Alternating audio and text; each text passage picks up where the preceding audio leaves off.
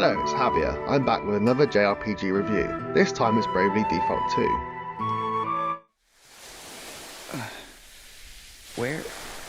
Where am I? Can't believe I survived.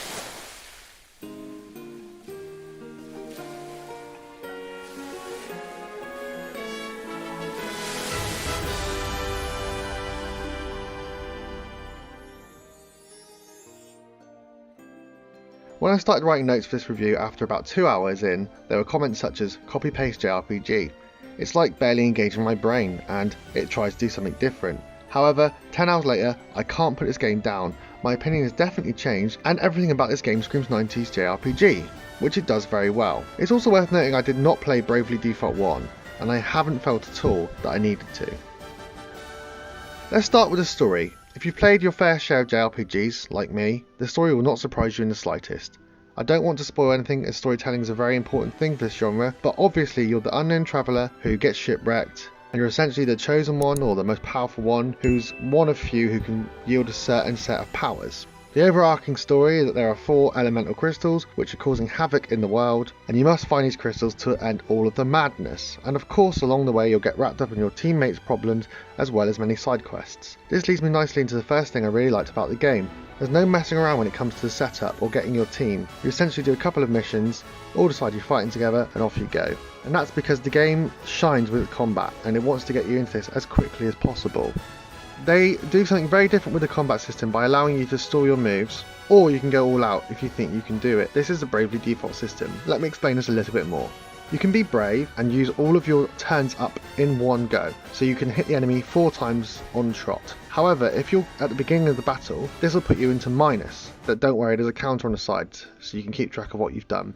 If the counter goes into the minus, you essentially miss that many turns. However, you can default, store your moves and block at the same time, and wait to have more moves at your disposal and not go into minus and therefore miss a turn. When you start to master the area you're in, you'll find you're unleashing all your moves at once because you know you'll be able to wipe out the enemy before they have a chance to come back at you, and you missing your turns won't matter. However, if you're starting a new open area or dungeon or boss fight, you'll find that using your moves all up at the beginning is going to scupper you, and you're better to store your moves, think tactically, and play the long game. It's especially important for your white mage character to store moves, as they can heal the whole party in one fell swoop. I personally feel that Bravely Default system is very intelligent, and it mixes up a classic tactical JRPG combat in such a way that I can't stop playing it. Having this fantastic combat system on top of enemy weaknesses, for example they can be weak to both elements and weapon types, and the job system, means that you're constantly playing with very different setups and movesets, and it really makes it very different to other games where you just keep the same setup the whole way through. Jobs are very important in the game. In case you don't know, jobs are essentially your class system, and in this game you can train any character up to have any job. Black Mage, Vanguard, Monk, etc. I haven't really had a ton of experience of job systems except Octopath Traveler, and I didn't really get into that. So I found that this has been a really interesting and engaging part of the game.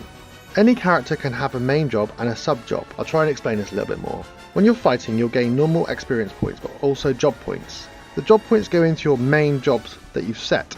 Any character can have a main job and a sub job. When you fight, you'll gain experience points as well as job points. The job points go into your main job, which unlocks skills for that particular class. For example, a Black Mage will obviously unlock spells, a Vanguard will unlock powerful moves, and a Bard would unlock support songs. So you're building your character's main job the whole time, but anything you've unlocked in the sub job will remain available to use. For example, I have a Black Mage who's almost maxed out with all of his spells, so I put his main job as a Bard so he could then learn support skills, but he's maintained all of his spells. However, if you were to take out his Black Mage sub job and change it to something else, he wouldn't be able to do any spells. All the skills are tied to the jobs that you've put in there. I hope that makes some sort of sense. But be aware also that any change you make will affect your stats, so I've had to make sure myself to change them back to the main job before a big battle. I have found that when I've changed a character who was a Vanguard for about 10 hours to a Black Mage, their spells were basically pointless and it wasn't really worth the grind. You're better off equipping a sub job which is similar to their main job and having them as an out and out spell or warrior character. You can also play a lot with the equip load. For example, I've got a Black Mage who's currently holding 2 mithril staffs, so his magic attacks are very high.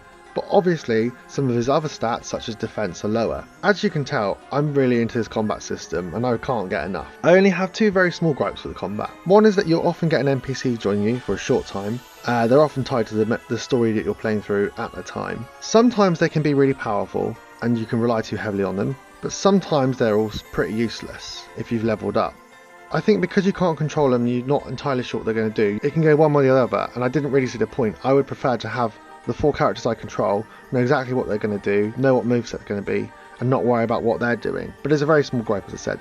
Secondly, sometimes the jump between the open area you're in and the dungeon you're about to go into can be very steep. You can be gaining next to no experience from the monsters in the outer world, pop into the dungeon and the first couple monsters completely destroy your party. I found I was having to constantly travel in and out at the very beginning of the dungeon to get some good experience points, but constantly having to go back to heal or using a tent. Anyway, like I said, these are very small gripes. I can honestly go on about the job system all day long, but the real takeaway here is there's lots to do and a lot to learn and explore within this system. And it's what's kept me playing for hours on end. All of this does mean there's a lot of grinding because you're essentially training up 2 movesets for each character, but the game allows you to change battle settings on the fly, so you can speed up the battle so it goes by very quickly indeed. You can also press one button to repeat your last moveset. It knows what it is and it knows you don't want to spend ages on some slow ass grinding. Overall the combat is just really solid, and what good is a JRPG without a solid combat system? Especially when you have to spend all that time grinding. Once you get the hang of applying jobs and utilising the Bravely default feature, you can pretty much get through the battles super fast to earn loads of experience and clear the open world, although the monsters obviously come back over and over and over again. This is the part of the game that's keeping me coming back, and it makes it a perfect handheld Switch game. Apart from the combat system, I would say the game is definitely not perfect. There are some extremely silly characters which go beyond the kind of crazy Japaneseness of it. They're just simply badly written, such an Aussie who uses the phrase drongo in nearly every sentence. I'm not saying it's a racial stereotype, but it's just more annoying that they've written the characters so badly. The graphics can sometimes be very pixelated, and although the towns you visit look pretty good and artistic, nothing about the characters or the monsters looks particularly great. I will say the monster variation is good, but they often look like they're straight out of a PS2. However, there are next to no loading times, apart from sometimes there can be a slight delay in loading cutscenes, which doesn't make sense because they are mostly just characters moving slightly behind text boxes, but everything's pretty much voiced, so that kind of covers that if you don't like just reading. So that's a slight win that there's no loading times, and the main story itself is engaging enough to keep me fighting and keep me grinding. The game also offers a one-handed mode, which is really quite good, especially when you want to do something else with the other hand. There's also a boat you can send out to explore whenever you want, even if your Switch is in sleep mode. So it goes out on a 12-hour stretch, collects a load of treasure for you, and I found it especially collects JP orbs, so essentially you can level up your job points quite quickly with these orbs, and it's a great way to level up new jobs. I don't know if it's just me and the fact that I've been playing JRPGs non-stop recently. This one doesn't do too much to differentiate itself from the rest. The story won't surprise you greatly if you've played your fair share of JRPGs, and some of the characters and voice acting can be grating. However, it has an extremely solid combat system, which is backed up with its amazing job system, a great variety of monsters, and an exciting open world within which there's a lot to do. I haven't even gone into the side quests, but in each city you'll pick up a ton, and it just gives you that little bit more to do in the open world whilst you're grinding about. The boss battles are very difficult and exciting. I found myself getting halfway through a boss battle, knowing I wasn't going to do it, just reloading the game and having to go off and grind. However, I'm happy to do that because I'm enjoying the combat system, as I've said, a lot. If it wasn't for such a solid combat system, maybe this wouldn't be such a good game, but it's there and that's what it's all about. I was looking for a good turn-based JRPG after playing games like East 9 and Ni no Kuni, and this is it. Anyone who's a big fan of JRPGs, especially those of you who are in your late 20s, 30s, are going to enjoy this game thoroughly, especially on Switch. At this current moment in time, I'm giving Bravely Default 2 an 8 out of 10. I would say if you're new to JRPGs, it's perfect. However, if this is the sort of game that you don't enjoy, and you only have enjoyed certain ones like Persona 5, avoid it. If you're a JRPG fan and you like most of them, definitely pick it up. Thank you as always for watching. Don't forget to like and subscribe. Don't forget to go and check out my last JRPG review, East 9, and all the other great videos we have here on YouTube. I'll see you very soon. Bye bye.